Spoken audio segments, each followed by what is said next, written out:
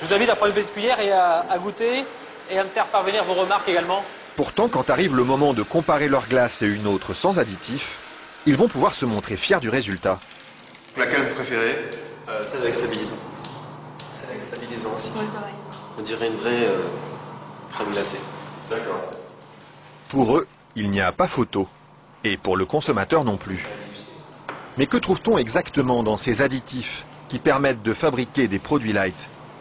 Et sommes-nous suffisamment informés sur leur composition?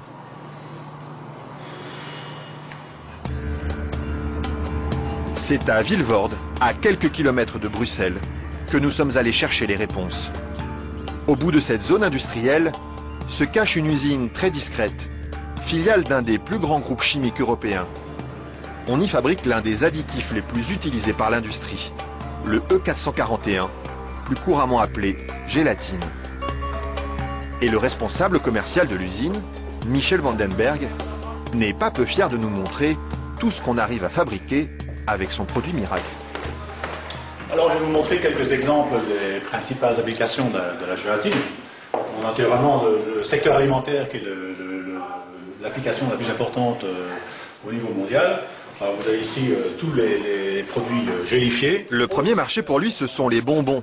Mais on trouve aussi sa gélatine dans des gélules pharmaceutiques, des pellicules photo et même des shampoings.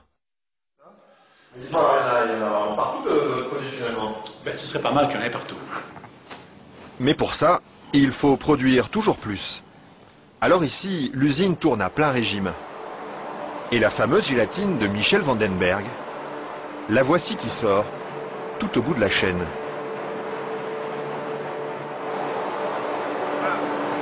Ça c'est la fameuse gélatine. Ça c'est la gélatine. Ce sont ces spaghettis qui collent aux doigts. Il faut à peu près 3 à 4 jours pour arriver jusqu'ici. De la préparation de la matière première jusqu'à le séchoir ici. 3 ou 4 jours de transformation dans les entrailles d'une usine où ces immenses cuves remplies d'acide et d'eau bouillante font régner une moiteur tropicale. Et au milieu de cette atmosphère étouffante, il y a un détail qui frappe le visiteur et qui pénètre jusque dans les locaux les plus protégés de l'usine. C'est pourquoi ça? Ah, c'est les odeurs. Ça sent mauvais les îles? D'accord, ça dépend. Une odeur âcre d'acide et de graisse brûlée qui flotte sur tout le site jusqu'à l'extérieur de l'usine. Et la raison de cette odeur, la voici. C'est la matière première avec laquelle on fabrique la gélatine. Ça c'est la matière première. Nous traitons donc la couenne, la peau de porc. D'accord. De la peau de porc qui arrive par palettes entières dans son usine. Une matière première qui ne lui coûte presque rien et qu'il achète dans toute l'Europe. Ceci vient de Hongrie. Ça vient de Hongrie, d'accord. Voilà. Et tous les jours, près de 150 tonnes de couenne de porc attendent dans ce hangar d'être dévorées par un monstre d'acier au nom évocateur, Dinosaurus.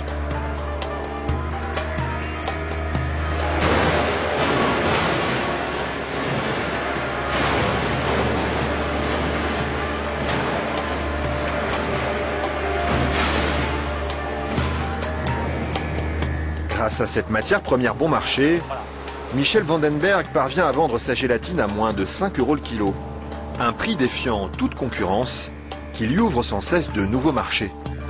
Et celui qui marche bien en ce moment, c'est justement le marché des produits light. Attendez, il ne faut pas filmer ça à 1 minute. Mais voilà, ceci, qui est un beurre allégé, 40%. Alors un fromage frais, 0% matière grasse. Et chez lui, on trouve même les plus grandes marques. En marque Danone, taille fine. Une mousse liégeoise de chez Auchan. Voilà, une mousse de la laitière.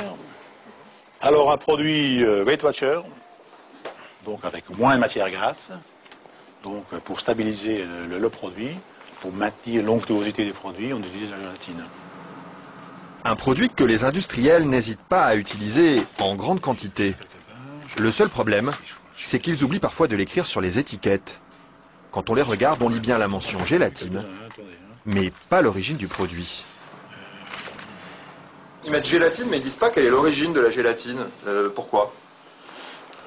Ils assument pas que ce soit fait à partir de porc. C'est quoi le problème qu'ils ont avec ça? Non, mais je veux dire... Non, parce que c'est un problème, c'est un sujet très sensible. Ouais. Parce qu'il y a quand même les minorités, les minorités musulmanes, juives et autres, qui éventuellement ont des problèmes avec ça. Mais ce serait bien justement de leur dire... Ça, je ne voudrais pas que... Oui, je sais bien, mais je ne sais pas s'il faut mettre ça dans l'émission. Mais c'est vrai que, bon... Parce que du coup, ils savent pas si c'est du porc ou de la vache. Du coup, comment ils font pour consommer? C'est ça le problème, il faudrait peut-être leur dire. Une question qui laisse Michel Vandenberg sans voix et à laquelle aucune marque de l'agroalimentaire n'a souhaité répondre, malgré nos nombreuses sollicitations. À croire que la gélatine de porc est un sujet sur lequel il préfère rester discret.